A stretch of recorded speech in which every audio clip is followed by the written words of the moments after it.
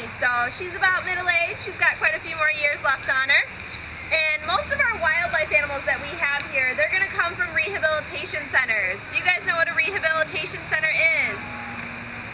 No? I'm seeing a lot of head nods like this. So a rehabilitation center is somewhere where wild animals can go that if they are injured in the wild or something happens to them in the wild, they need somewhere to go and get better. So a rehabilitation center is where they can go and they can get better. Like Marley here, she actually had a wing injury. So her wing was hurt. That's not a good thing for a bird in the wild because they need to be able to fly to be able to catch their food and get away from any predators that are going to want to try to get them. So she went to a rehab center, her wing healed, and then she needs somewhere to go after that. Usually an animal can be released back into the wild, but in Marley's case, as with the rest of our wildlife that we have, something makes them unable to go back into the wild. So with her, after her wing injury healed, she became imprinted, which means she relies on people so much that she would not be able to survive in the wild on her own. Does that make sense to everyone? All right. So does anybody want to take a guess at how much they think Marley weighs? You can just yell it out. 2 pounds. More than 2 pounds? 6. Less than 6. You guys are awesome. Normally I get people saying like 20 pounds, 30 pounds. Marley only weighs 4 pounds. So there's a couple things you got to remember that's usually very surprising to a lot of people is birds are covered in feathers, so that's not going to weigh too much. Number 2, their bones are hollow. So your bones, if you cut your bones in half, you would see there is stuff inside. Marley doesn't have anything inside, so there's nothing in there. Her digestive system, her reproductive system, everything is a lot more compact, so they don't have anything that's unnecessary. So only 4 pounds. One other thing is, you gotta remember I'm not that strong. So a lot of times I have people say, oh, she's gotta weigh at least, 30 pounds. How do you keep your arm up? She doesn't weigh that much, and I would not be able to hold up that bird if she did weigh 30 pounds. Great horned owls are native to Illinois, which a lot of people also don't know. You can find them in your own backyards. If you go outside at night and you hear that quintessential deep hoot of an owl, it's probably going to be a great horned owl. They got their name from, you guessed it, the horns on top of their heads. When settlers first came, they saw the silhouette of that owl and saw that these things were sticking straight up, and they did look like horns to them. Upon further inspection and actually seeing them, they are just feathers. So there is no bone or muscle or anything there. They do just lift right up, and they are just feathers. Some people don't really know what those feathers are there for. There's a few different theories. The main one is it's a really good way to tell an owl's mood. So when Marley is fairly content, or she's just kind of hanging out, she's having a good time, they're going to be at about a 45-degree angle about where they are now. Well, she's got kind of a half thing going on, but mainly they're going to be at a 45-degree angle. If she is very excited or she is curious about something, they're going to be sticking straight up in the air. Anybody want to guess at what it means if they are slicked back to her head? What's it going to mean? Scared. Scared or angry. Angry is also a very big emotion that she has. Usually we don't like to give the humane emotions to these animals, but it is a good way to tell if she is upset or something like that. So if you see a great horned owl and you see that their ear tufts are slicked back to their head, stay away because they are very angry at you. They are very aggressive birds by nature. They can come down out of the sky and grab an animal. They'll usually take it up to a tree, or they'll have it down on the ground and they'll just eat it right there. But they are one of the most aggressive predators out there. A couple things that they're going to eat. They've got a few oddballs that normally wouldn't be a normal thing that they're going to eat is skunks and snakes. A lot of people think it's gross when I say skunks, but owls don't have a good sense of smell. So if that skunk were to spray them, they actually would not know it. With the snakes, this is one thing that I kind of like to mention because it's kind of a fun fact. A lot of birds with their legs and their feet, they don't have anything covering it. It's kind of just scaly down there. Well, if you guys can see up close here, she has feathers covering her feet, and those are there for protection. So if she were to go down and grab a snake or a little mouse or a rat, that animal is not going to be very excited that it just got snatched up by an owl. So its natural reaction is going to be to try to bite. Those feathers are there to protect her legs and her feet from getting bitten by an animal that she may want to eat. Now you guys probably see her head turning quite a bit here. A lot of people usually ask me, oh, can they turn their heads all the way around? Not really, but almost. A full circle is 360 degrees, so that's all the way around. She can turn her head about 270 to 280 degrees, so it is almost a full circle, but not quite. The reason for that is their eyes are stuck in their heads.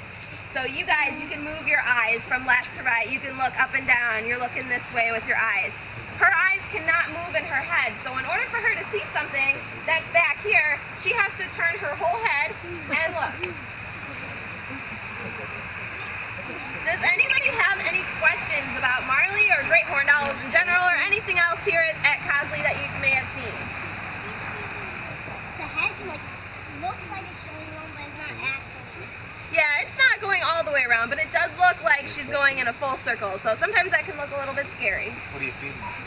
Today I'm feeding her chicks and little baby mice. So in the wild they're going to eat things like small birds, rodents, things like that. And here at Cosley we just kind of feed them whatever we have available to us. Our food comes in already dead, frozen, we thaw it out and I cut it up into smaller pieces for a training diet.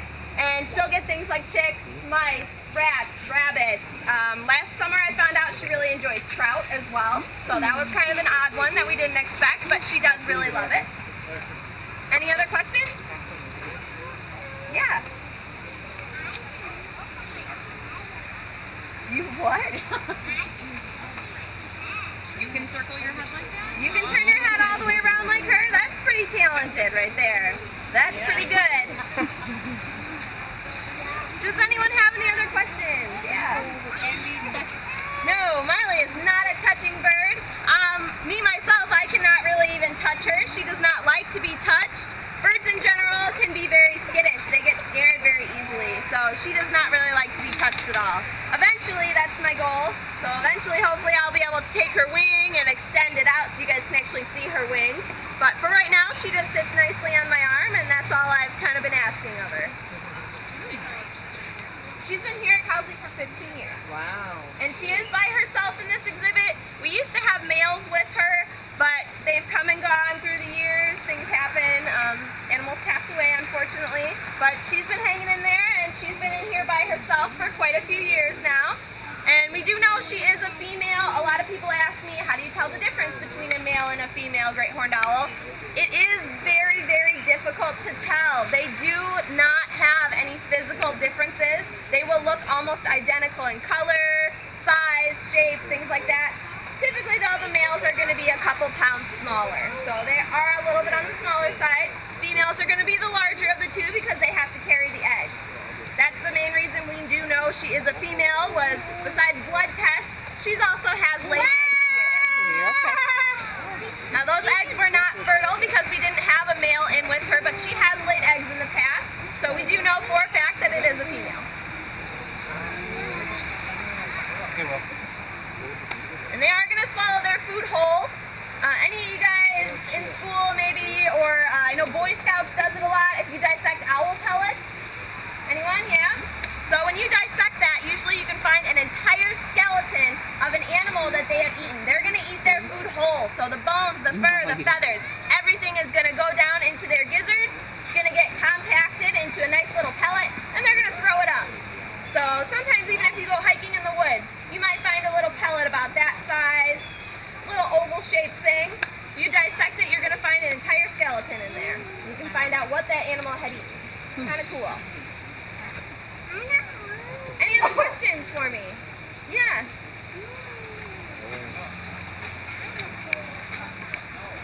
Yeah, are you? She can fly. She is fully flighted.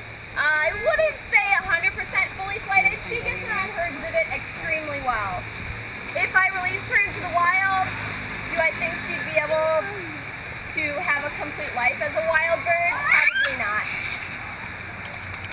And since it did happen such a long time ago, she would never be able to survive without people giving her that food and the warmth and things like that.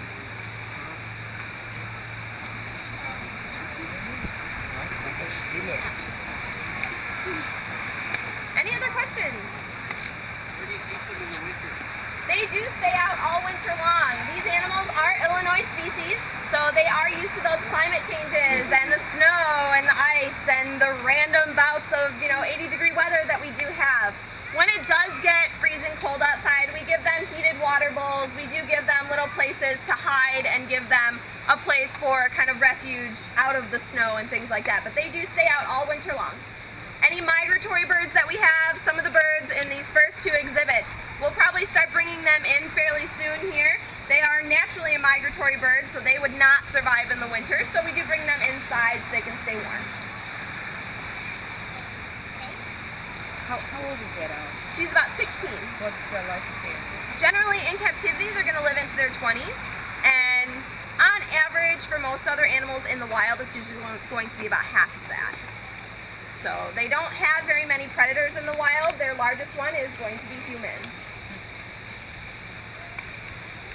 Any last questions before she goes back in?